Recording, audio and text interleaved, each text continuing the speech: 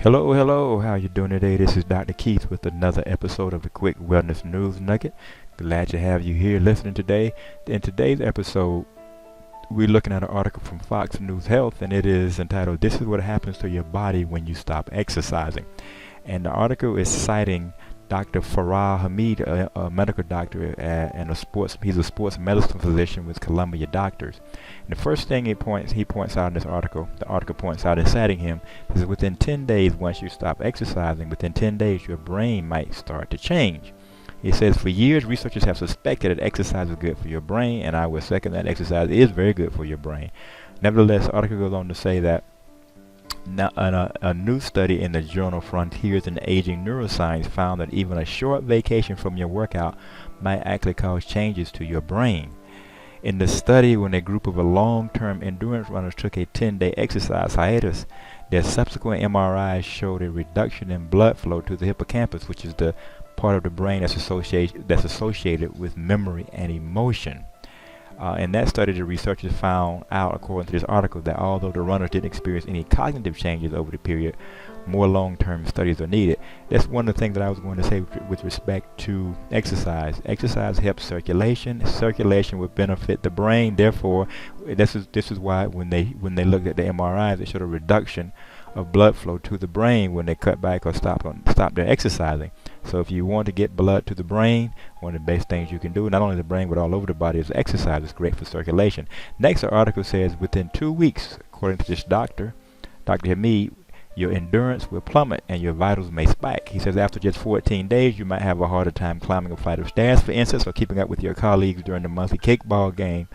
He says the reason you're so winded because skipping sweat sessions causes a drop in your VO2 max, or the maximum amount of oxygen that your body can use. It can dip by about 10% after 2 weeks, according to Dr. Hamid. He goes on to say after that it only gets worse. After 4 weeks, your VO2 max can drop by about 15%, and after 3 months, it can fall about 20%. And he says those are conservative estimates, according to this article. The article then cites a study saying that staying even slightly active can help, based on a 2009 study when that found that male kayakers who took a 5-week break from their training saw an 11.3% drop on average in their VO2 max, while those who worked in a handful of exercise sessions during each week saw only a 5.6% drop, which is significant. Finally, he says even if you don't notice a change in your speed or strength, you might experience a sharp rise in your blood pressure and blood glucose levels, something he says that could be more serious for people with diabetes or high blood pressure.